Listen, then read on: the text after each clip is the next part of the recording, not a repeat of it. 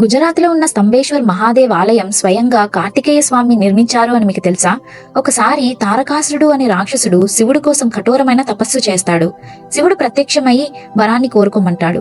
అప్పుడు తారకాసురుడు, నా యొక్క చావు నీ కుమారుడి చేతిలో మాత్రమే ఉండాలి, అది కూడా అతని వయసు కేవలం 6 రోజులు మాత్రమే అయి ఉండాలి అని కోరుకుంటాడు. శివుడు తదాస్తు అని మాయమైపోతాడు. అహంకారంలో తారకాసురుడు ముల్లోకాలను భయపెట్టడం మొదలు పెడతాడు. తారకాసుడి అకృత్యాలు చూసి ఆగ్రహించిన శివుడు తన శక్తితో శ్వేతపర్వతం కొలనులో నుంచి 6 తలలు, 4 కళ్ళు మరియు 12 చేతులు గల ఒక కుమారుణ్ణి పుట్టిస్తాడు. అతని పేరే కార్తికేయుడు.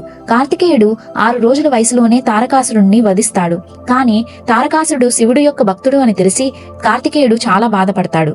అది చూసి విష్ణువు తారకాసురుడు మరణించిన స్థలంలోనే ఒక శివాలయం నిర్మించమని, అప్పుడే తన మనసు ప్రశాంతంగా అవుతుంది అని చెప్తాడు. కార్తికేయుడు అలానే చేస్తాడు. దేవతలు అందరూ కలిసి సాగర సంగమం తీర్థం వద్ద స్తంభేశ్వర్ ఆలయాన్ని నిర్మించారు.